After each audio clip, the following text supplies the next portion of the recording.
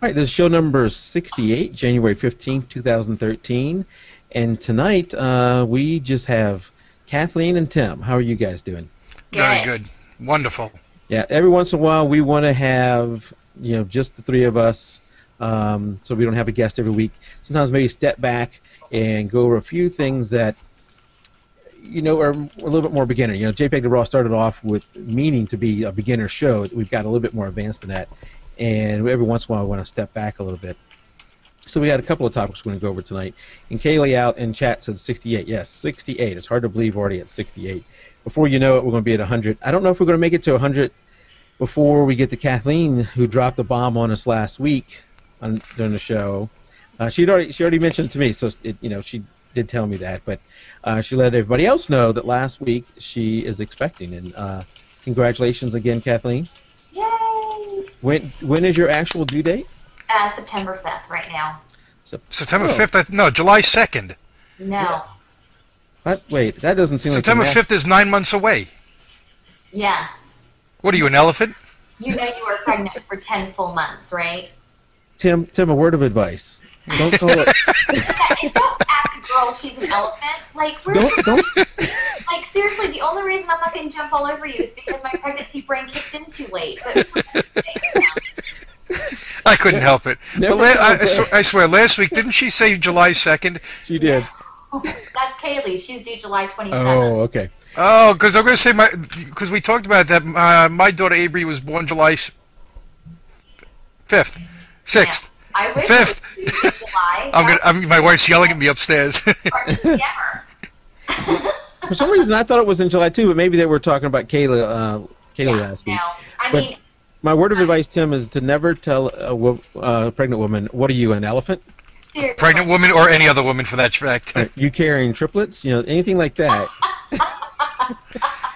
I learned a long time ago, I don't even ask if somebody's pregnant, because I asked some lady once, and she's like, no. I was like, never again. And then there's been people at work that are pregnant. I didn't say anything until I heard, even though you could tell. Yeah. I'm not saying a word. I learned that when I was young, and I asked my aunt. Yeah. She wasn't. So, it's you had a lump on the head then. Yeah. Well, congratulations again. And, obviously, when you get closer to the date, you're going to have to back out of the show. But hopefully, after things settle down and life comes back to normal, if that is the case, you'll come back. And between now and then, Kathleen may have to miss some shows. It's whatever you need, Kathleen. We'll be flexible. Well, I'm going to warn you now. Like you might be pushing me out versus me leaving, because when I'm pregnant, I'm very stupid. I had one of my best friends tell me when I was pregnant with my first that I used to be the smartest person she knew, and then now I'm just dumb. And just asked me the other day, so how's the pregnancy brain working? Is it kicking in yet? And I'm like, why? And he's like, well, you left the milk in the pantry the other day versus putting it in the refrigerator, stuff like that. So I might just be not making any sense. And that happened to my wife also. Maternity leave, yeah. She would tell people, Dan, pregnancy brain. Yeah, it's so true. Nothing you can do about it. Danielle's wanting to have a show about flash usage and action photography. Well, that we can't do that tonight, but that is something we can bring Scott or Mike Coletta on to talk about that. Yeah. But yeah, that is good. Now we're going to talk a little bit about some of the action stuff that I take. And do I have this? I don't even have that set up. Hold on a second. We're going to talk a little bit about some of the ones I take and some of the challenges there, but we'll have to schedule up for another show. And as long as we're talking about other shows, I mentioned last week, and one of the reasons we have an open night tonight is I learned a lesson that you've got to book people for January prior to any of the holidays starting, so prior to November. But I've been actively booking people, and this is where this gets difficult. Do I even know how to do this? Hold on a second. But I've been actively booking people here recently, and we got some coming up soon. And if I can get some of them. So here comes one of them. Hopefully you can still see me. Who knows what this page is? Who this is? I know. Who's that? I'm waiting for someone out in chat to see if they know How who does it that is. sound? My forehead. My forehead. Cornish, yes. Sarah and I have been talking. She'll be coming back, I think in April, so it's not right away. She's going to be coming back.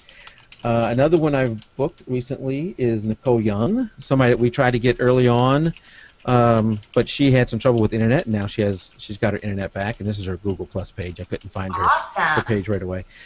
And Kaylee mentions she's trying to get pregnant. Yes, not Nicole Young, not Nicole Young. Sarah Cornish. I don't know. Maybe Nicole Young is too, but Sarah Cornish. Sorry, Sarah Cornish is trying to get pregnant also, but she's going to be coming on in April. And then this is a neat couple, Ben and Les. Have you ever heard of them? Who is it? This is cutting off. Ben and Les. Ooh, Ben and Les. Very cool. Cutting off at a weird spot. Hold on. Yeah, it's kind of like off-centered. Well, today I went through and wrote down a list. Do you see all these names? Yeah. Front and back of people I would like to invite on the show. Oh my God! You do realize I thought that was just your friend's name so that you don't forget him with the pregnancy brain. It would have been a good idea. Now, Kathleen, you do know that we have a spreadsheet, and I'm going to show it here real quick, where we put all the names in there. Good job, Kathleen. I like your list. That's an awesome list, Kathleen. Great job. Nice handwriting. And the next guy we have is, and this is coming, actually you can read this okay. It used to be pretty bad. Matt Suez coming on. So we got 4 people and a number of other people lined up. So if I can find my way back to the thing I'm supposed to be showing. There we go. So we have a lot of exciting shows. Coming up next week, though, is Michael Clark. He's coming back to talk about his Lightroom workflow. And the books for him to sign are on their way out there. Maybe he's got them, I don't know. But we'll see what's going on there. And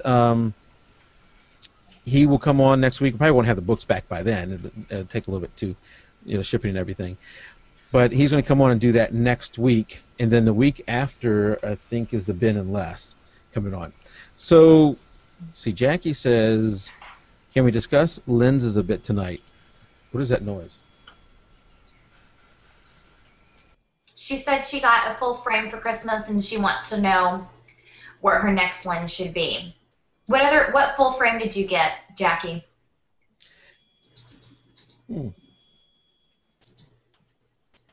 I'm getting some odd noises around here, so if all of a sudden y'all lose us, just hold on and then we'll be back. What do you have, a clicking noise?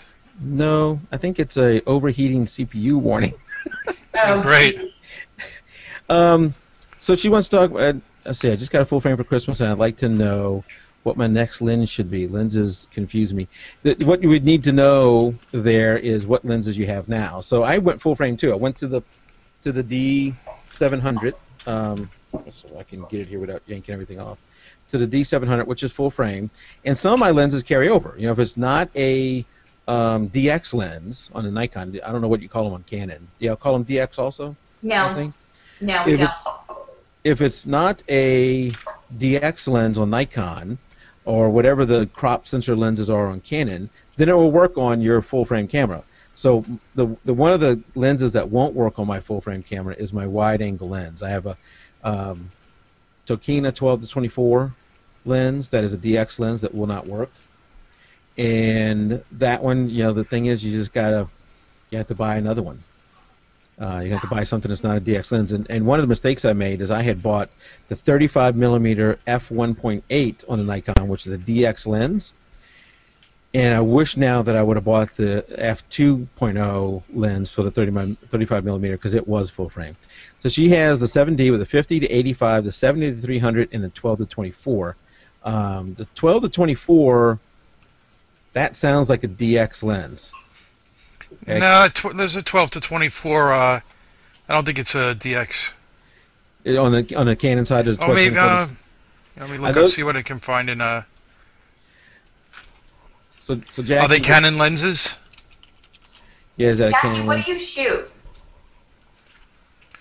It looks like Tokina. She says it's a Kina, so she probably has the exact same lens I have, but for the Canon side, which is the 12 to 24 It's a DX. DX lens, which means I mean, you can put it on the camera; it'll take photos, but it's going to go into a crop mode on the full frame. So you're in the I mean, like what Canon or Nikon, Jackie? I mean, like what? I'll Do be you right back. Weddings, or do you shoot children, or what? What's your subject? That's what I need to know, because I mean, I know based on what she has, what I would pick for my next lens, but that's for based on my usage, you know. right. Based on my usage, I would probably go 70 to 200 2.8 because I for my usage, I use that lens a lot, and it's the one lens I would miss the most if I would have had to give it up. If you don't shoot things that you would need that, then that Even may though not she be has the the lens for you. 70 to 300, what's the aperture on the 70 to 300? I imagine it's f4, f5.6. Oh yeah, then the 70 to 200 2.8 would be awesome for you. The one I was thinking about is the 35 millimeter, just because a lot of times when you're shooting families, I like to still use a prime lens, and the 50 millimeter, sometimes I can't get back far enough to get everyone in my frame. Just depend upon where I am, like if I'm in a cramped space. And then also, if you're shooting babies, I don't know how tall you are, Jackie, but with the 50, if I'm shooting a newborn that's like I've got in a bowl on the ground, I have to stand on top of some sort of ladder or chair to be able to get everything in the frame. But if I shoot with a 35 millimeter pointing down, I can just stand on the ground and I can get everything in the frame and not have to worry about climbing on top of a chair to get everything in that I want.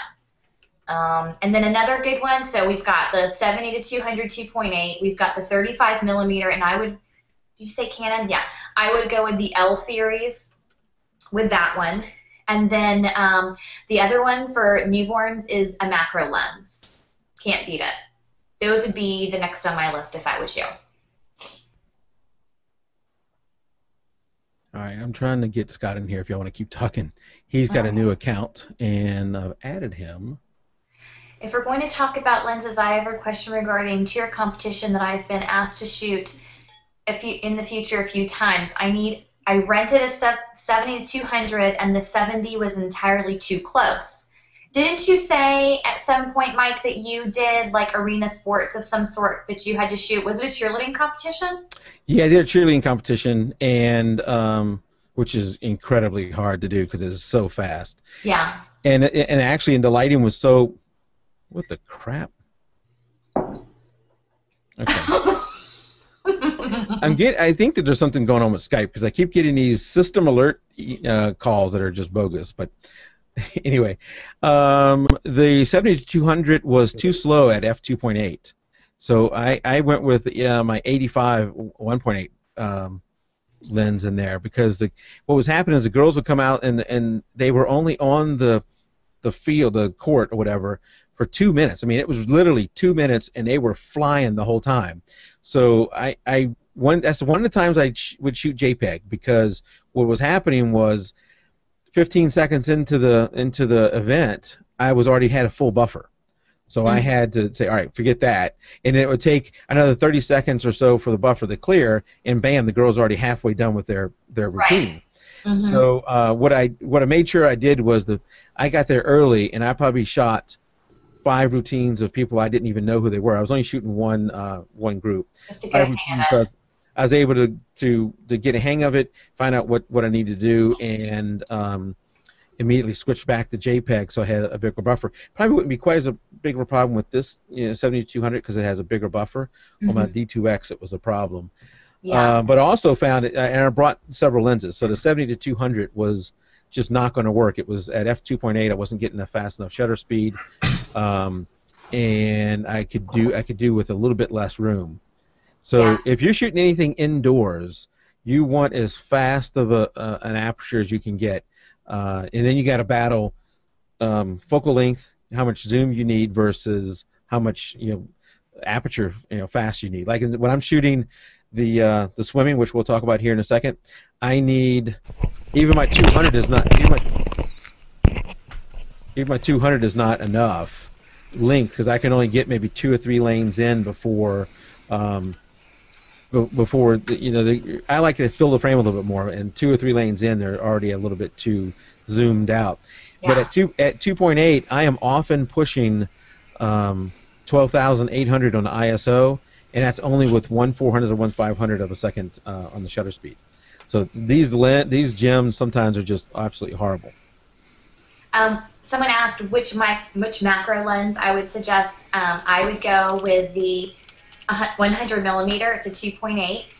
And then I also wanted to say about the 35 millimeter L series with the Canon that once you get that lens, you might find yourself not using your 50 millimeter as much just because it gives you just a little bit more than the 50 does, and it's an L series lens, so it's just a nicer lens all the way around. So the nice thing about that is if you get the 35 and you find yourself not popping the 50 on anymore, then you can sell it and make a little bit of your money back. So. And that's somebody asked, and this is a good question for Scott, as Scott just popped in. Best indoor event lens for weddings and parties. So I know Scott is a lover of the 70-200, but do you use that in the weddings and party? How would you answer that question, Scott? First of all, I guess can everybody hear me? Yeah, we can hear you. Okay. And welcome, Scott. Hello, Scott. Kathleen's eating.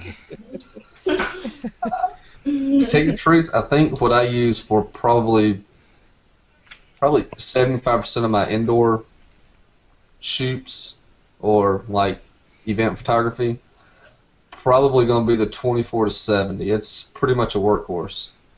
Nikon 24-70. Yeah.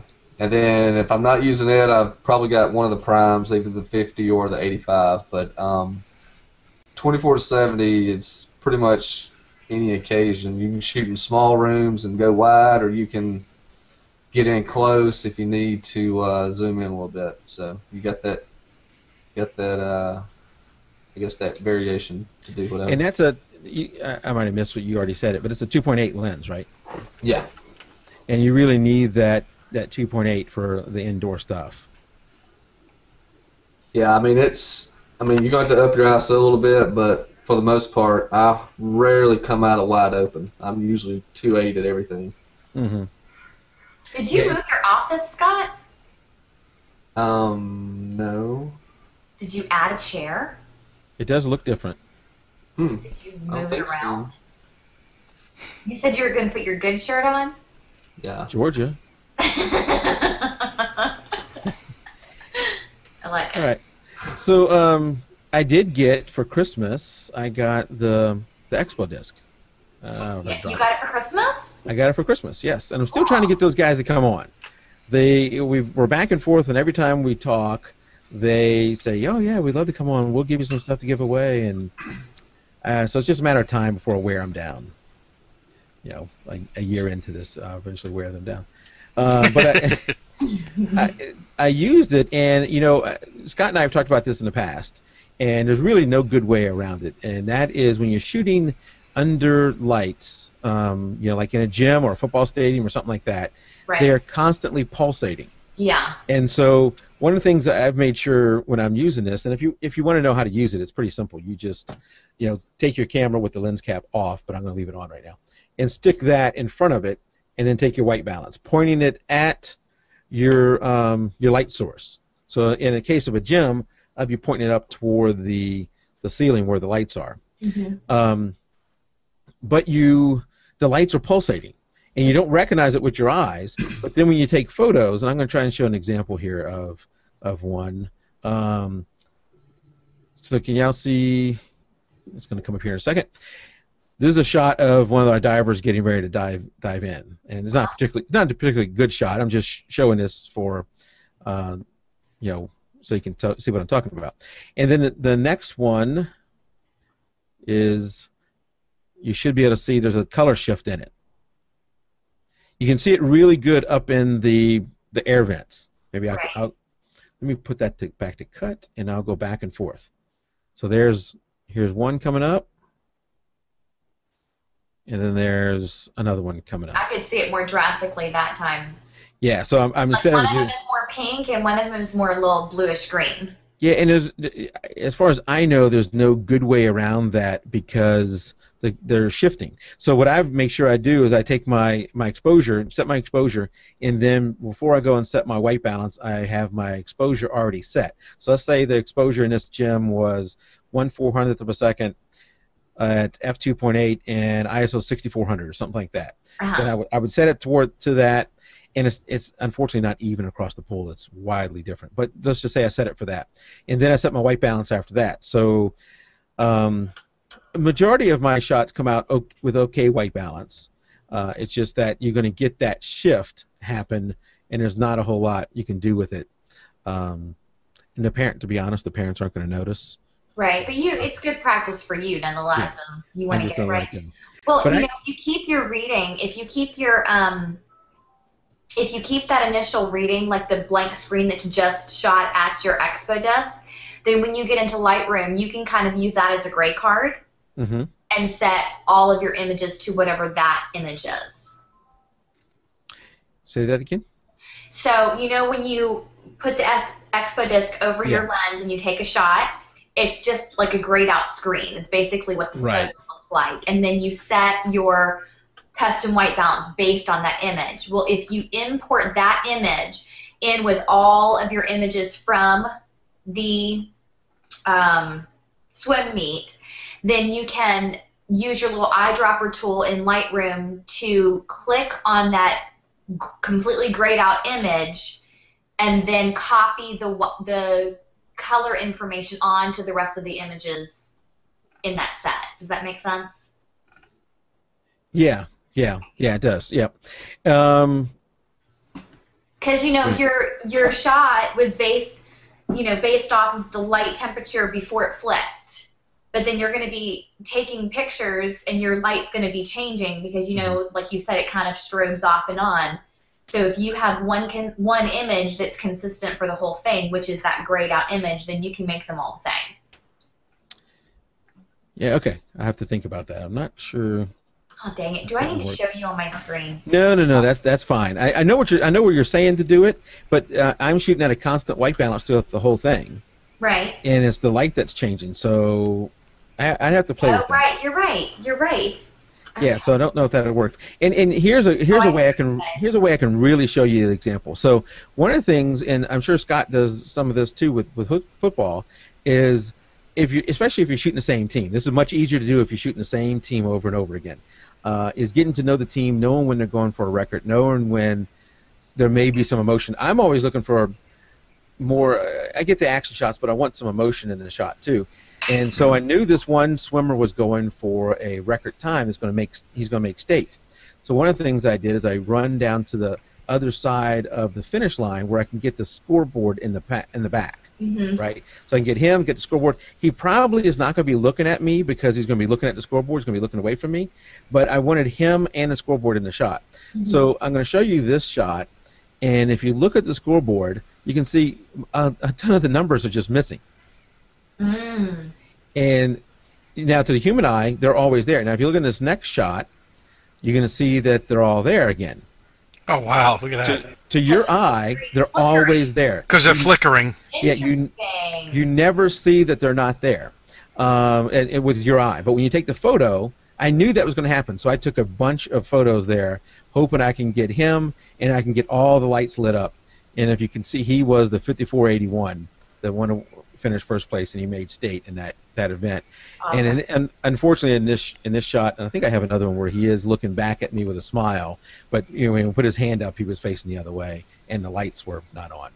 But knowing that and getting in the position is good. But if you're shooting, indoors under lights, that's just something you have to put up with. Is the fact that that's going to happen. But Danielle Foster asked, she says she cannot, for the life of me, figure out how to set a custom white balance with her expo desk. Danielle, tell us what camera you're shooting with, and maybe we can help you figure that out. Yeah. Tell us what camera you're shooting with. We got Nikon, Canon, and Sony's users here, so we can probably help you with that. While we're doing that, so one of the things I love when I'm shooting swimming is getting down to where they're looking up at you, like on D7000 and 700. and looking at their scores so you can get something. So sometimes you get like this. This is actually my son that's coming up here, where he didn't make his time. He wanted to make county. He had just. I do hate the dude in the back who's picking his nose, but. You got Photoshop for that. Yeah, but he had just tried. He just swam the 500, so he was wore out. He looked up at the time. He didn't make his time, and then it's like, you know, he bent down. So. Dad, did you have to get that picture? But you know, I love that picture. That's good. And then of course I get pictures like this where his hair is just absolutely crazy. Now, that's not your same boy that's in the goalie picture for the server, is it? No, that's a different boy. Okay. That's a different boy. Aww. Anyway, so and that's my boy. D7000 and D300. All right, Nikon boys. I don't have either one of those cameras, so I'm assuming they're. Don't you know the D7000? Well, they're pretty much should be the same, I guess. How you set the custom white balance. I'm gonna look it up on. Y'all keep talking. I'm gonna look it up on DP Review so we can actually see exactly what that camera looks like.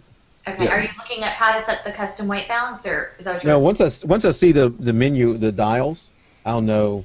Okay. Well, basically, what you do is like you hit your white balance tool. You hold down the white balance tool and you scroll the dial, one of your dials, and it'll shift through your shade, sun, and then you'll come to it should be custom. CUST is what it is on mine. And once you set it, it'll give you like a little blinky. You shoot your neutral white card or whatever. Your and extra disc. Yeah, then it reads it and it sets your next shots for that custom color.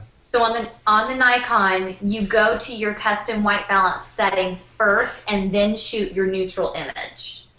Yeah, you have to set it up because you got when you hold down the white balance dial and scroll through, you've got all your presets. She says she sees I see pre. Yes. Yes. So when you see pre, and I'm not finding it here, but when you see pre, you may have to hit the white balance button again. You want the pre to be blinking. It'll blink. Yeah. And once it blinks, you point it at whatever your neutral gray card or expo disc. And you take one shot, and then it should let you know. It should come up and say good. Yeah. Once it says good, then it lets you know that it's ready to roll. And you know, in a pinch, you can use just about any kind of neutral color. You know, that pool that I was talking about, it generally has a gray floor. The pool deck is gray. I've used the pool deck as a gray card. Or Scott was talking last week. You actually use the live view in the back of the camera to set it by eye, don't you? Yeah, that's typically if I've got to do it.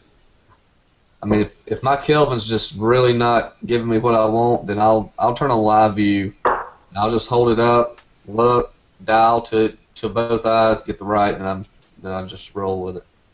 I've never done that. I don't even know if I know how to turn live view on my new camera. I need to figure that out and try that my next thing, because the Expo disc for me was working great when I had the Canon 5D Mark II, and now with the Mark III, it's just not getting anything right. So I don't know what the difference is. I don't understand why it worked with one and not the other, but it's just not. I've even contacted Expo disc, and they said it must be something inherent with the camera, of course. But now with the Canon, for the Canon users out there, it's backwards.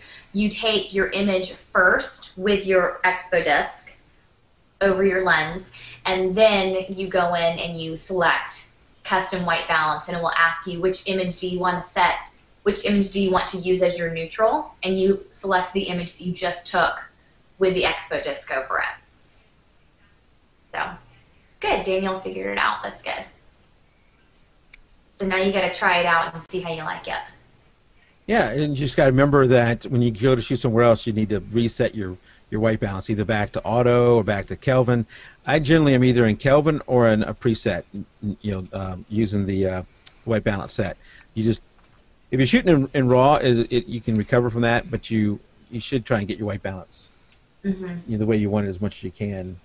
Whenever I do custom white balance, I before I turn my camera off, I put it back in auto, because if I'm ever in a rush to quick get a picture of my kids, and I don't necessarily have all the time to like set my Kelvin or do a custom white balance or whatever, I can quick flip it on and only have to think about my shutter speed and aperture and ISO, and then I'm pretty much, you know, close enough for just little snapshots of my kids around the house. Because it's happened way too many times that I'll leave it on 7,000 after a session and come in and try and get some pictures of my kids doing something quick, and then they're all screwed up. So let's talk about, and I'm looking for where I did a post on this. Let's talk about, before you go out and do a shoot, you know, in the case of Scott, in the case of Kathleen, a paid shoot, or you know, Tim and I, where it's, you know, maybe just parents, or, yes, you know, parent photographers. Do you have any routine you go through, like you just said, Kathleen, routine you go through with your gear to make sure all the batteries are charged, all the equipment, you have all the equipment? You know, I've walked out before and got to the baseball field and figured out I forgot to bring a memory card, which means pretty much you're not taking any photos. Yeah. And it was an hour and a half away, so by the time I'd get a memory card and come back, the game would have been over for an hour. Yeah. Do y'all have any kind of routines that y'all go through? You first, Scott Green. I've got kind of like a little ritual for when I shoot weddings. Kind of have to, really, because you only get one shot at it. But like with my memory cards, I've got some right here. And this is a good idea. I like number the back of my memory cards. Nice. So what I do is I stick like card numbers 1 and 2 in my primary, cards number 3 and 4 in my backup, and then that way when I get through shooting, I know which cards went in which camera because I upload them that exact way because I convert to DNGs, and that way I've got all my D4 files together, and I've got all my D3S files together, and that way I edit all one camera, all the next camera, and it just makes it easier. I have a little clock. I think I had it when Kathleen shot with me. It's a little clock that first thing I do is I sync all cameras that are shooting with me, so we're on the same time. Because nothing's worse than trying to put together a wedding where the the times are off. And that's pretty much all I really do. But yeah, cards and syncing cameras is real huge for me. Okay. Kathleen, how about you? Well, as far as my batteries go, I have like a wall of battery chargers. So whenever I come home from a photo shoot, I pop out all of my batteries that have been used and I put them in the battery charger so I don't have to think about it, you know. I'm always walking out with fresh batteries. And then as far as my discs are concerned, I'm not, you know, shooting weddings. So I'm shooting newborns and families. And so I have 16 gigabyte cards, and I rarely ever will use more than one card for a session.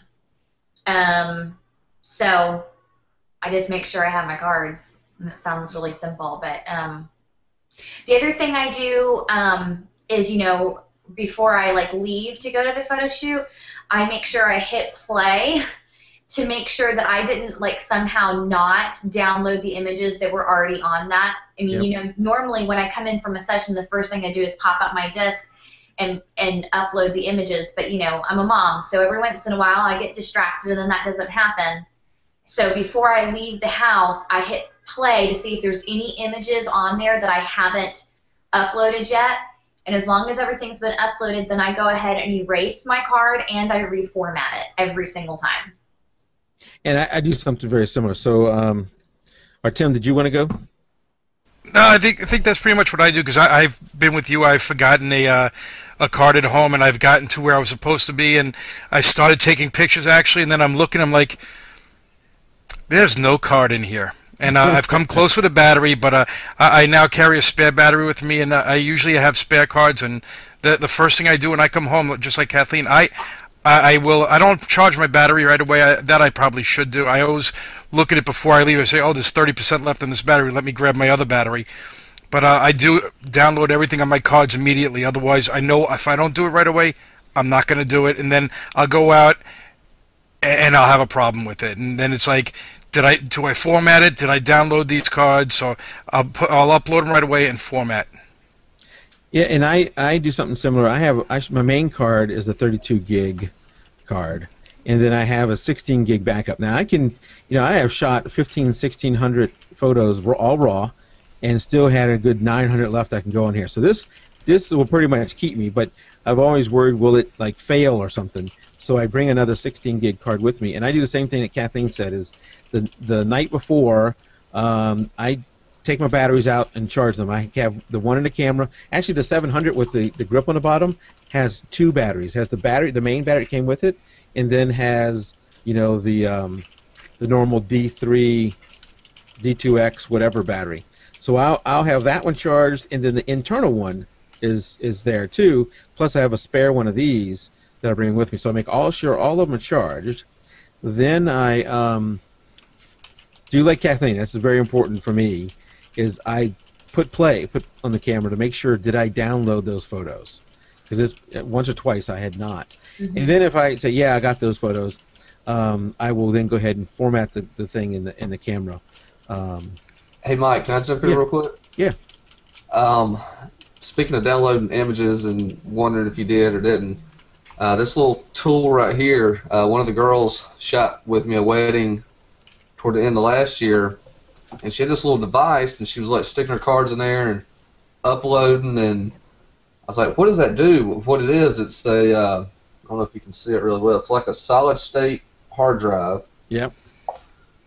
It takes SD and compact flash, and what it is basically, it's you stick your cards in, and it's got a belt clip, and while you're shooting, I mean, it's considered a hyperdrive, and I mean it's really fast. I can upload an 8 gig card, 4 gig card in like a minute and a half, and it's just once you upload it, not only do you have it on the card, you've now got it on this device, which is basically a backup hard drive.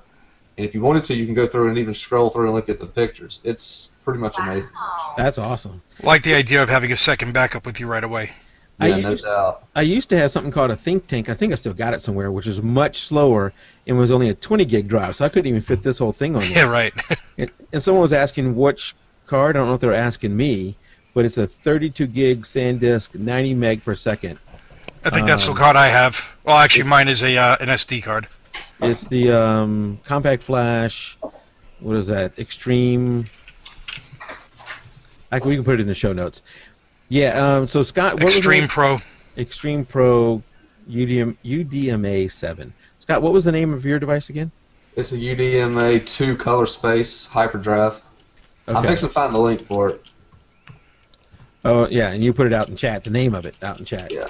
Yeah, that's awesome if you're out there in the field. If you're going to be multiple days. We had a lady who I was trying to get to come on tonight, but she doesn't have a webcam, who was on a cattle drive for like 5 or 7 days, or maybe it was 15 days. She was on a cattle drive. She could have definitely used something like that, to back up her images on there. And see, what's cool about it is I'm one of those, I'm an impulse buyer. It's my weakness, but it just is. And the girl who was telling me about this, she was like, yeah, she bought it, yada, yada, yada. Well, come to find out, she bought just the casing. You can buy just the casing, or you can buy the whole thing that's got hard drives in it. And I think mine's a 160 gig hard drive that came in it. Okay. But she bought the casing for like $60 and went out and bought a solid state drive, I think an 80 gig solid state drive to go in it. And I don't know if you guys know what solid state versus a regular hard drive is, but basically solid state has no moving parts. It's basically like a compact flash card. Huh. Solid state drives are a little more, but they're more reliable, and you don't have any moving parts that can fail. So, and so that's probably why it's so fast. The other thing, talking about solid state drives, that's what you want in your computer as your operating system drive. Those things are much, much faster than a normal drive, and I don't want to get too far into that. But yeah, that's a good device, Scott. I saw you when you posted that maybe in our Facebook group or over in your group, the Georgia Photographers group. I know I saw you posted over there. That's a wonderful device. yeah. Oh, I like buying the empty container where you can use it yourself, because I got spare SSD drives, sadly, because as I get bigger ones, I have smaller ones. And that would be perfect just to have with me at all times. Especially if you go on vacation, it's nice to make a copy of it. Oh, yeah. I mean, you're not going to buy multiple SD cards. And I used to have a laptop with me all the time to download pictures, but now I got a 32 gig card and a 16 like Mike, and it's more than enough. I think I can capture probably 2,500 pictures. Yeah, and the good thing is that kind of gives you a in the field backup of your images too, though. Right. Which is pretty good. I had done. Somebody had asked me a while back about because I kind of have a whole routine when I'm shooting the sports, and that is I like to get the swim. What do you call it? The heat sheet. They call it the heat sheet. So who's swimming in what lane? Where our team is. And I spend a little bit of time before the meet going through it and saying, all right, I want to get this person, I want to get that person.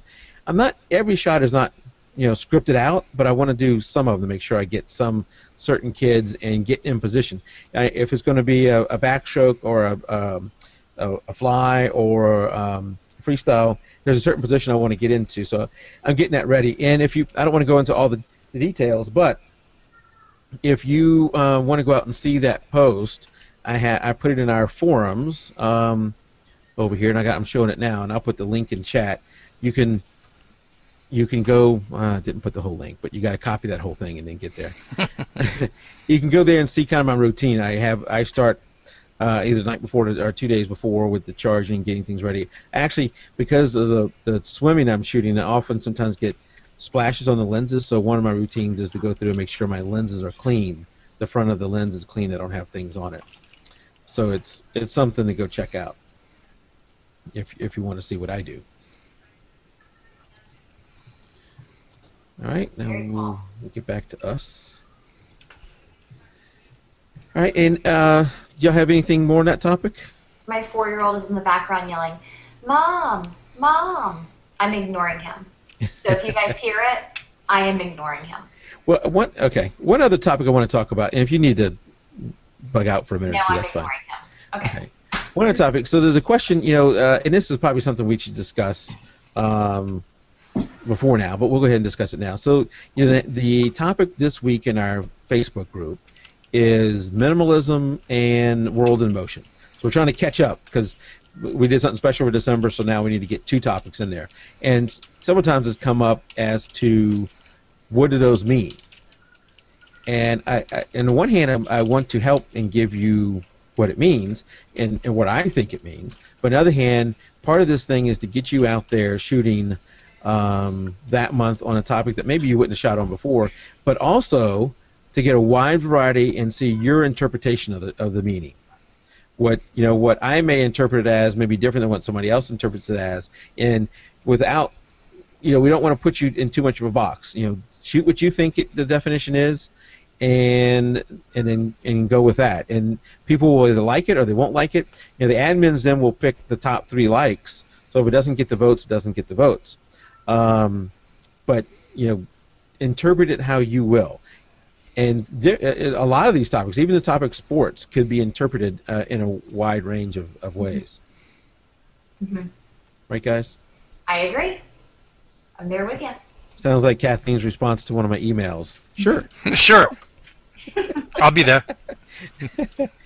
Nothing to add there? No, I was actually reading. All right. Any other questions out in chat? I want to talk about, while we're waiting for that, so, Scott talking about being an impulse buyer. I'm somewhat of that, too. So, first, hold on one second. Let me make sure my wife's not listening. Oh, here we go again. The danger in that is she could be listening and just not logged in the chat. Mm-hmm. Okay, so I'll just do it anyway. So my computer's been getting a little bit slow, and especially in Lightroom. For whatever reason, in Lightroom it's just been getting slow. So I said, I need to upgrade the computer, and this is what this next week is going to be. So Tim, and this is not a Mac or PC thing. This would fit in both. I bought and don't ignore the price in there, honey. If you're watching, I've got it for a much better price than that. 3770K. That's the processor I use. 3770K is going to be on my new computer, which is going to be much faster. Hopefully, I have it for the show next week. We're using Wirecast now for the broadcast, and it's a little more demanding on the system, so we're going to be moving over to that. But on top of that, I got something else, Scott. I couldn't let it go with there. I also bought a new mic that's coming. Which I may be getting. One. What's wrong with this one? It picks up too much of the ambient noise. I need something that's going to be. It actually is cheaper than this one, believe it or not, but it doesn't pick up as much of the ambient noise. But Kathleen, that's not the only thing. I also bought a mixer, a sound mixer. Yeah, that one I thought was a little over the top. So you think the show is complicated now? Wait till I have to deal with a sound mixer to get everything in. But You can send me your old microphone when you get your new one. I'm not going to really plug it in, but I just want it hanging there so it looks cool. Well, I was gonna ask, is your new microphone going to have the WKRP look? it is not. It's going to have more of why I don't know why this name comes to mind. I should just skip it, but I'm going to say it anyway. It has more of the Britney Spears look. Oh, jeez. It looks like a normal microphone. It's going to look a lot less impressive than this. So So you're just saying that Britney Spears is a lot less impressive? yeah, okay, yeah, that works. Just helping you out. Yeah, but you know, all of these things are to help the show continue and to Flourish. to flourish. And there's some things that we want to do that are a little bit more difficult to do the way we want to do without some of these things. So just spreading out the cost over time. And these, just so you know, these are not coming out of the Amazon or Newegg or anything like that links. These are all my own funds that I do have to spread them out or else my wife would kill me. Speaking about flourishing, Scott, have you come to a decision on your graduation pricing? So Scott calls me the other day. Okay, wait. First of all, let's back up. Scott, how long have we known each other? A while. And I think the one conversation that we have most often is, Kathleen, I think it's time for me to do something with my senior pricing. Ho. I'm supposed to be hiring Scott for this summer. That's why he's coming up with a new pricing. Prices, that's right. Thanks, Kathleen.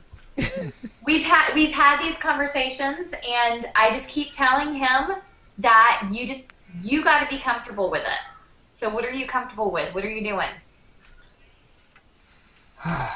When's my drop dead date, Scott? Before you go up on the prices. I don't know. I tested out the breakdown, the pricing breakdown that we talked about, kind of like with the disc and the number of images for each little package on a kind of a fitness sheet I've got, I think, coming up. And first I threw this big lump sum number at her, and she's like, "Oh no, way out of my budget." So I got to thinking. This was after we had talked. I was like, well, let me think quick, see if I can reel her back in. So I was like, well, hey, I could actually use my senior pricing on you as well. This is how it breaks down. And told her the session fee and X amount of dollars for 5 images, X amount of dollars for 10, X amount for all. And I actually reeled her back in. I mean, it was on the lower end, but, she's like, now I might can do this right here. I'll get back in touch. So it was more of instead of a thanks but no thanks, it was like, oh, yeah, okay, well, that might work now. What do you think the difference was from her? You think it was because it was like one large number versus here are some options and you get to see your images first before you decide how much money you're spending type of thing? Yeah, it might have been. But I still think, I don't know, I'm definitely going up on my seniors. I don't know how much, but I still kind of am liking where I'm at. Like right now, as far as shooting, it's fun, and I still make decent at it as well. But I don't know. I've always struggled with pricing ever since day one. If you know me a while, struggle for everyone. In fact, if Tammy Young, who is one of our former guests, hadn't swooped in and said, "You're doing this," definitively, and wouldn't give me an option, I may have still been charging $350 for a disc full of images, but she did that for me, and it helped me tremendously. Well, see, the question arose in the other group. I just posted to our other wedding photographers if anybody's having trouble booking weddings, and I come out of the gate toward the end of last year, and I booked 6 just right off the bat based on my 2012 pricing. So I've always done the impression after every third wedding, I go up a certain percentage.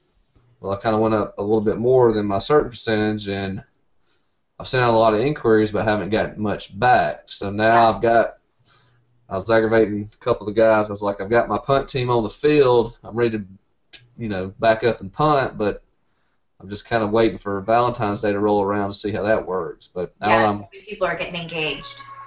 I'm afraid I might have outpriced my market. That's what I'm afraid of. And I don't want to price myself out of business either. Something else Scott and I talked about is his market. And he had on his website that he was a, Jefferson wedding photographer. And I suggested to him that he takes off where he lives, basically, and just put where he's willing to serve. So, like, I live in Sugar Hill, but I'm willing to serve, Buckhead and Marietta and all the surrounding areas here in Georgia. And so on my website, it just says serves, and it has a list of about 10 or 15 different cities that surround us that I'm willing to serve. And so when people, Google, Gwinnett County photographer, they're going to see me pop up. If I only had Sugar Hill listed, then I would only be getting people who are looking for Sugar Hill photographer. So how long does it take for that metadata to transition in Google? Like, I just Googled it and it's still saying, even though I've changed it. Have you hit Merchant Circle? Have you signed up for Merchant Circle? No, I haven't signed up for anything. Do that. Look at merchantcircle.com, and that'll give you an opportunity to list what areas you serve in, and that is one of the things that got my ratings up a lot higher. And one thing that I do think is worth either bartering for or purchasing is for someone who understands that. Like, I understand just the very top layer of it. I am not like that SEO type, meta tag person. So I have someone who I barter with for photographs who knows it really well. And every 2 years or so, I will call him and say, you guys need photos? And he'll say yes. And I'll say, get my rankings up higher. And he always does it. And that's a really good way to switch your, who your clientele is. And I think the problem is that you raised your prices, but your website was still saying Jefferson, which isn't going to be the highest income bracket location in our area. Is this the site Merchant Circle right here that I have pulled up? Yeah. Okay. Yeah. I think, Scott, as far as how long it takes, Google doesn't tell us that. That's one of their trade secrets. It's, when other crawlers come back over your site and do that. I don't know, because I've changed some stuff for jpeg2RAW, and sometimes it happened really fast. Other times it took a while. Well, and technically, it's supposed to do it every time you have new information. And so that's why it's important to have a blog versus just a website, because the blogs, you're constantly updating that information, and that's why people tell you need to blog every day or at least 2 or 3 times a week, because if you're constantly giving the Google bots new information to go over, then they're going to keep hitting your site more often. If you just have a website and you're not changing anything on there, then it's like, I've already seen everything on there, I'm not even going back, That's true. What I don't know is the mix between when the robots or spiders, whatever they call them, come in and scan your site, whether they're looking just for the new stuff, or at the same time if they're looking for changed items. There may be 2 different cycles that are happening there. Yeah. But that is a good idea, Kathleen. If you're posting it like that, at least Google is coming to your site and doing a scan, and maybe it'll pick up some of those changes. Yeah. And like on my blog, I make sure that I'm talking about where I did the photo shoot or where the people are from. So like, I live in Sugar Hill, but let's say I do a newborn that they live in Alpharetta. Then I will say Alpharetta newborn baby photographer somewhere or in multiple places within my blog post. So that way if people are Googling Alpharetta baby photographer, then my site is more likely to pop up because I've got that new information going in there all the time. So, I'm doing a mentorship this week, and the girl sent me her pricing, and my initial, thought was she's too low. And then I went and I did a search, and this is something really smart for every photographer to do, is go out there and Google the median income for your location. And that's going to give you a good idea of how much a year people are bringing in. Do not be afraid to zip code search your clients, because a lot of times I will say, I need your mailing address to send information to you, and then I will say that their, zip code is whatever, and then I will do median income for this zip code, and that gives me an idea of how much people are bringing in a year, so I can know this is kind of my clientele. It's smart marketing. That way you know who you're marketing towards. And so one of the things that I'm going to talk to my mentoree about is the fact, same thing, Scott, that she's got listed that she's from this area, and her quality of work exceeds what the people in her area can afford. And so I found a surrounding area for her that made 2.5 times what her area brings in. And so I'm going to tell her that she needs to start marketing there, to put that's her area. Because if you're willing to go and you're not, if you're like Scott does weddings, it doesn't matter if he needs to travel 45 minutes to go to a wedding, he'll do it. Sure. Same thing for her. If she's willing to go, then we need to make sure that we're marketing to who we want to sell to. And Scott had to step away for a second, but I'm sure the thinking was at first that he wants to give some kind of location so people know, I'm not a Jamaican photographer, or California, I'm here in Georgia. But I can see what he's talking about. So I just did a Google search on Scott Green. You can't read it too well out here, but you can read it a little bit. And you can see it saying Scott Green Photography / Jefferson, Georgia. So I think that Jefferson, Georgia thing is probably the thing he's trying to change. And it hasn't changed yet. And I had done a search right before that on how often does Google crawl the web, and it really doesn't give you, it really is vague. It's not going to tell you exactly what it is. And Scott, you're back. So I'd done a search on Scott Green, and it'll come up here in a second, and still, of course, it still says Scott Green Photography / Jefferson, Georgia. Yeah. And in your website description, is that like a WordPress site? No. My website's not but I do have a WordPress blog, and I just Googled it. And what's strange about it is it's coming up with my latest post, but I'm trying to figure out how to make it come up with like kind of generic information about me and where I am rather than my latest post. But I don't know. So if you so the what you need to look for are make sure that if you I'm in Gwinnett County, so if I put in Gwinnett County photographers, I want to be in the top 5. And if I'm not in the top 5, then something needs to change. If I put in, and I haven't looked at mine in a long time, so I'm curious to see what it is since we're talking about this. But if I put in, Swanee photographers, I'm right next door to Swanee. And so I don't have anywhere on my website where I'm really located except for on my About Me page. Because it doesn't really matter where I'm located as long as I'm willing to go wherever. Does that make sense? Yeah. And I think if people are searching Scott Green Photography and it immediately says Jefferson, Georgia, if I live in Buckhead, I'm not going to even call you. Because right off the bat, I'm thinking, oh, he's in Jefferson, that's too far for me to go. If he wants to have a meeting with me, I don't want to meet him in Jefferson. Right. So I think that change, whenever it takes effect, is going to help. But I can also give you the name of my guy who likes to barter, and maybe he can do some stuff for you too. SEO is an art. There's science behind it, and SEO is search engine optimization. And there's an art to that because Google doesn't tell us what the science is. We all have to kind of guess.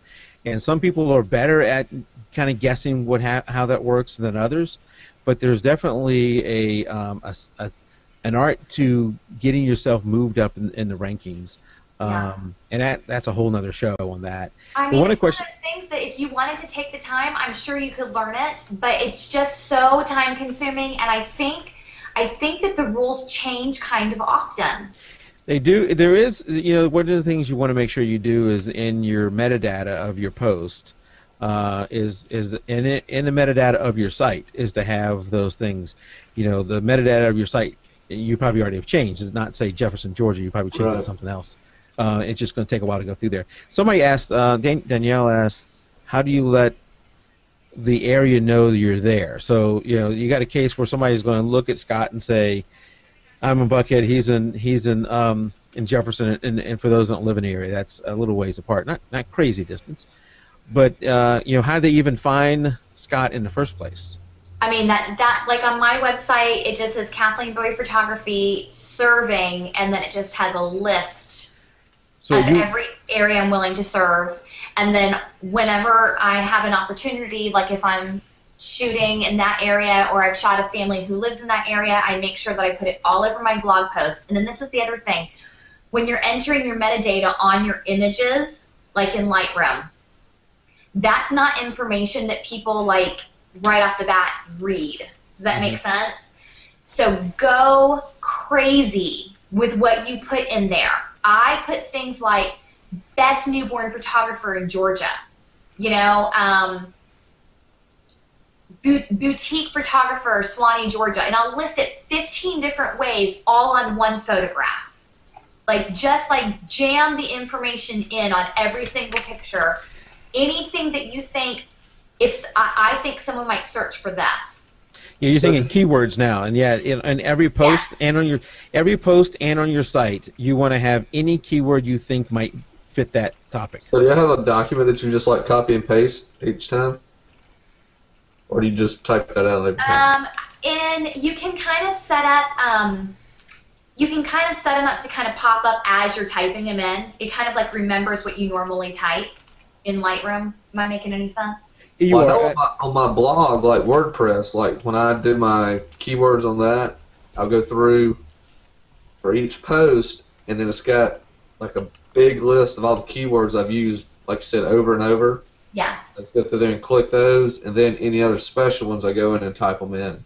Yes. Yeah, and they're asking out in chat, in the metadata of the image you upload, but also, that's true, but also in the post itself, you have metadata, keywords, and metadata. Let's get those two separated because they're actually two different things. Okay. But the keywords you want in the post itself, and that is keywords that it helps in a search if those keywords also appear in the text of your post. But the keywords themselves, anything that might show up there. And I want to go back to looking at Scott's the Google search for Scott. You won't be able to see this crazy, but really good. But you'll know what I'm talking about. So you got the Scott Green right up here, where you can see that, and then there's one or two rows of text, and then at the end it goes ... meaning there's more. You can dictate what shows up in that little section of text in a Google search. That is in the metadata of your post or the metadata of your site. Especially in WordPress, and that's where my experience is. There's a section where you can put the metadata, and the key there is you want the metadata to contain a word that is also in the name up here. So you got Scott Green, and if you and down in here in his text and in his, I'm pointing with my finger, which is doing no good, but also in the title of his site.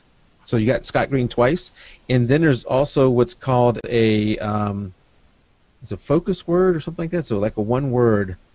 I can't remember the name of it, but you want that word to also show up in that text below, and that's where early on we didn't do that, and I'd have something stupid there. So if anybody would read that, it would be like the RSS feed data, which was just crazy. And then I learned that I can dictate what's in that one or two sentences underneath the name. That all helps in your search and your ranking. Mm-hmm. But back, correct me if I'm wrong, but I get the impression that when you upload an image to your blog or whatever, on the back end, what the Google bots are looking at is not an image; it's just words and hashtags.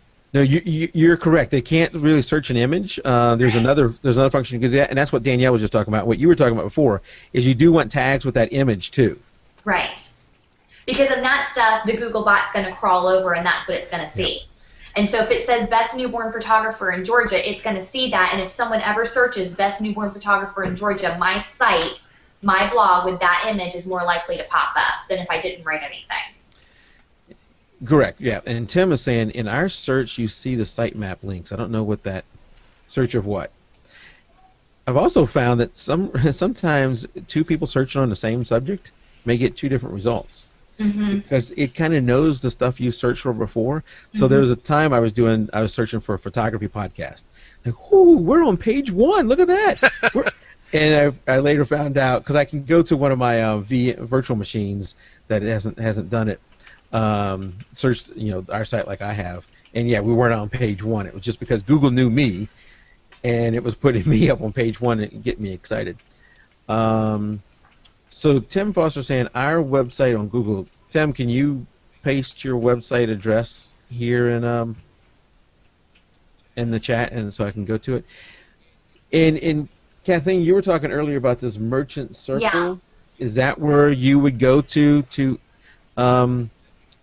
let people in the area know that you exist? It's just an extra thing. It kind of puts out like free ads out there for you, and then you can also go on there and write, give somebody a review. And so I've had some of my clients that I know that have been really happy. I've asked them, would you mind going and giving me a review on Merchant Circle? And they have. And so the more reviews that you have, the more often yours is going to come up as a listing. So it's just an extra thing that's helpful. Another thing that if you guys haven't looked at it is Google Analytics. It's free information about how your site is working. And you can see what type of things people are typing in to find you, so you can know what they're searching for and what keywords they're searching for when your site picks up and when they select you, which is really good information to know. And then you can also see things that people are typing in and then they're not finding your site. And so you can use those keywords and say, I'm lacking here. I need to start using that in my keywords. Yeah, and I got Google Analytics pulled up right now because, and this is on a site where there's nobody on it, but you can see, or maybe they're on it and they just haven't moved. But they also have real-time reporting where you can see as people hit it. You can't see like their address. You can see the general area. But Google Analytics, like Kathleen was saying, is critical. You can see how long people are spending on your site, how they come in and leave. Are they coming in, stay in for 3 seconds and then leaving? Right. You can see that kind of thing. You can see where they're coming from. Are they coming? One of the things I see, so for the show, I often will put a Facebook post out and a Google Plus post out, and I can see, and maybe even a Twitter. I forgot tonight Twitter, but I can see are the people coming from Twitter, Facebook, or Google Plus. Yeah. With that, and that's really good in helping you with your marketing. What are people searching for? You can see that. And Scott, you were asking about do we have like a generic keywords that we do? I do. I have like a set number that I generally do, like for the show. Photo tips, photography podcasts, photography, little things like that. And then I have some that I add for each show that are specific to the show. I'm trying to find it. I can't find it right now. Maybe I'll have to find it at some point. But there's also something on here that, my brain thinks differently than Scott's. So if I'm going to search for something, there are certain words that's going to pop into my mind that I'm likely to type in. And because of that, I'm more likely to use those words within my keywords or whatever. But what I want to do is tap into Scott's brain to see what he's typing in to look for photographers. And so there's a tool on here, and I will keep looking for it until I find it. But there's a tool on here where you can type in your keywords, and it will list other similar searches and show you the rankings of which is coming back with the most search results. And so what you want to do is you want to find the keyword that the most people are looking for with the fewest search results. And then you want to grab that target market. You want to say, oh my word, there's 450,000 people in my area that are searching for baby pictures and no good photographers coming up. I'm going to snag that market. And so then on all of your images or wherever you have an opportunity, you use the words baby pictures. Where if it was me, I'd be thinking like, premier newborn photography images. And like most people aren't using those words. They're using simplistic baby pictures. And so it's really good information to have. Yeah, Tim, I don't know if you know that, what she's talking about. If not, I'll have to look it up for the show notes too. But I've used that too. It's a very good tool from Google where you can search on keywords and how often they're searched. And it's kept up pretty good. They update it all the time. It's automatic. And I think what Tim Foster out in chat was talking about before is maybe this, where you do a search on a site, you do Danielle Foster Creations, and not only do you see the link, but then you see some of the sublinks underneath it. And some of that is in the search. So I don't know if I do JPEG2RAW podcast. but we'll get there. But I kind of get that too. You get some of your hierarchy, and I don't know how it chooses what it's going to put there, because that's a weird list. But some of that is in how you search for the shot. If I search for Scott Green photography, I might have got something different than just searching for Scott Green. Yeah, there's an NFL football player, Scott Green. Mm-hmm. It's also a good idea to get someone else to do the search from their house and see what comes up, because I know it comes up at my house, but a lot of times the results they show you are based on your location. It is, or and even in some cases based upon your prior search, history. Right, exactly. Okay, well, we actually went past an hour. Told you. Yeah, so as we're wrapping up, let me go back to this shot. So I put this out in Facebook.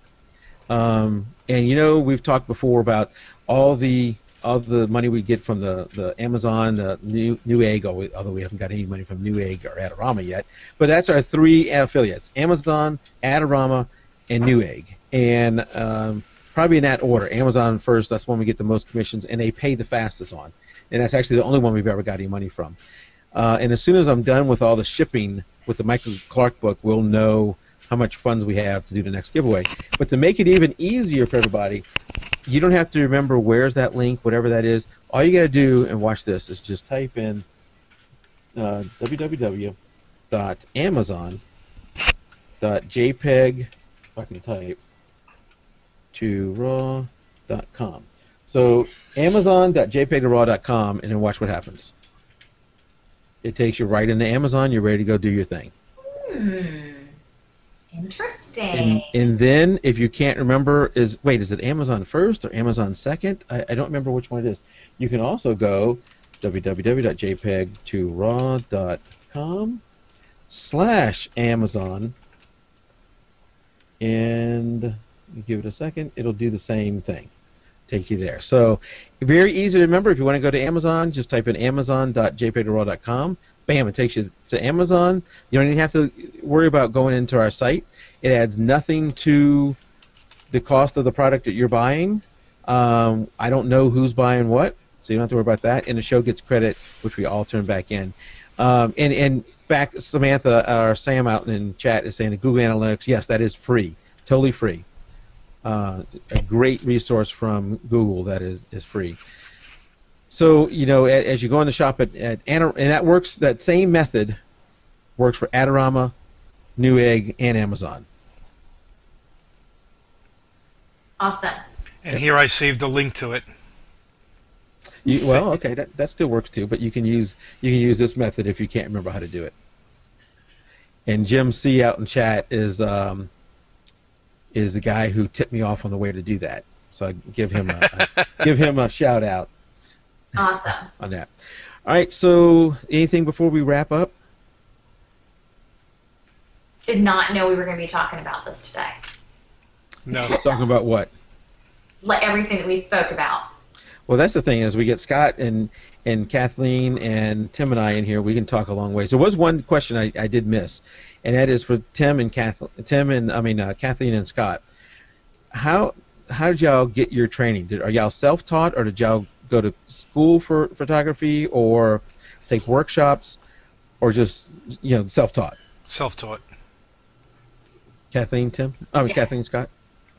I pretty much minored in photography in college, but it was on film, so everything digital I learned. I came straight out, grabbed a camera, grabbed books, magazines, workshops, YouTube videos.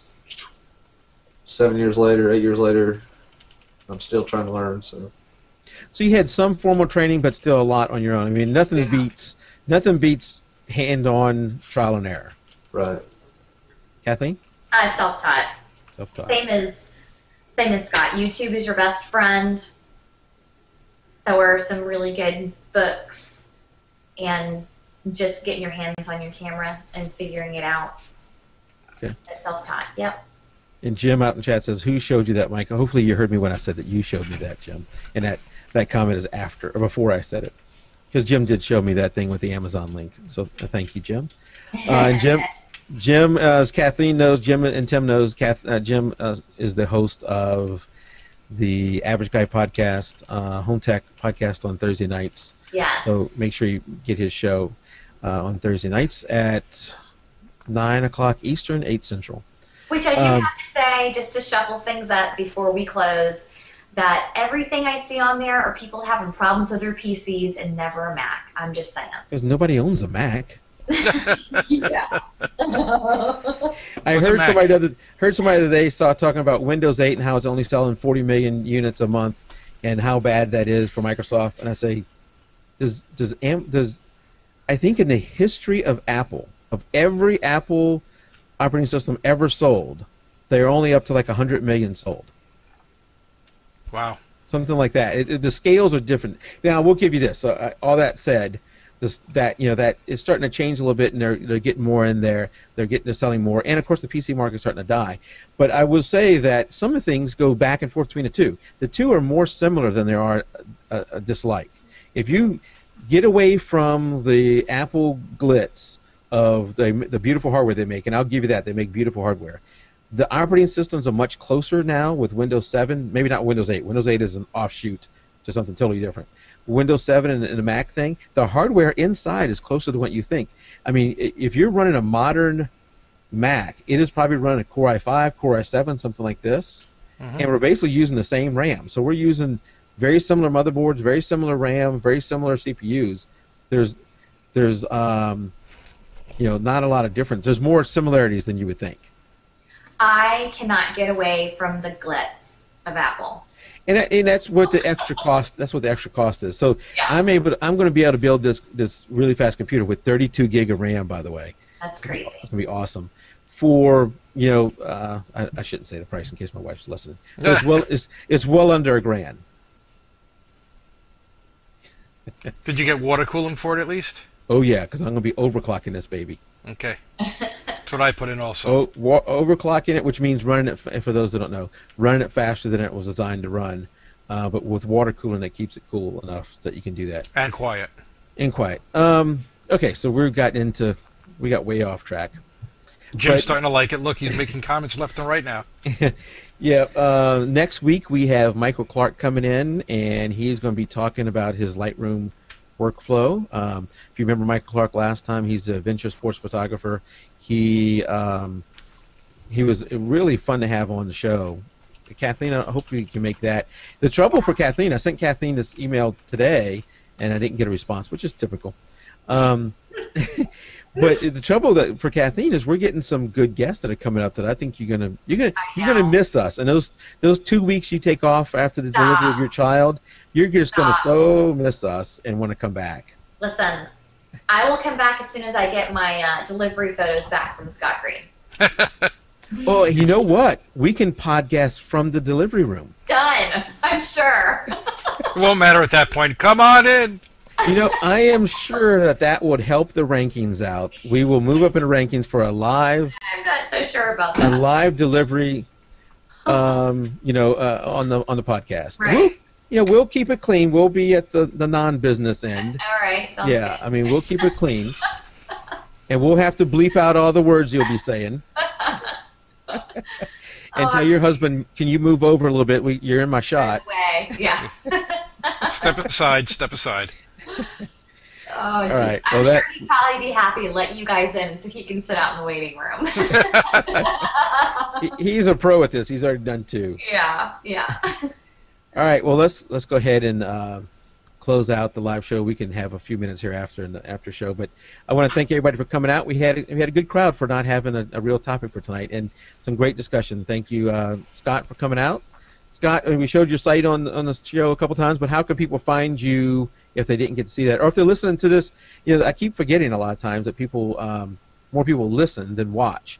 So how can people find you, Scott, if they didn't get to see that earlier?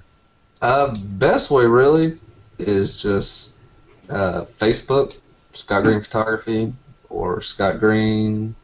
My website, of course, is greenworks.net. Yeah, I'm kind of on Facebook more than anything. I do a lot of marketing stuff there, so okay, probably the best way. Kathleen? I like lots of friends. Oh. Thank you, Scott. Kathleen? KathleenBoydPhotography.com, and then, of course, on Facebook as well. And now your you did a video not too long ago. Is that on your website now, or is it? It is. I'd like to rework my website so that it pops up first, but right now it's just under the behind. It's on the link. It's called Behind the Scenes, so you can see it there. But if you don't go there, it's not popping up, and I want to change that. Okay, so if you haven't seen her video, pop out to her site and go take a look at her video. You're also on Facebook at with Kathleen Bowie. I don't know. I need to change that. There's a whole way to make it like simple and streamlined, and mine's like some 15,000 different letters and numbers. But if you search Kathleen Bowie Photography, you'll find me. All right, I'm gonna have to do this live so we can actually do it. But yes, it's Kathleen Bowie, and if you haven't gone to her site, crud, you know what I'm gonna? I don't want to get your personal page. Tim, while I'm looking this up, why don't you tell us how people can find you? There it is.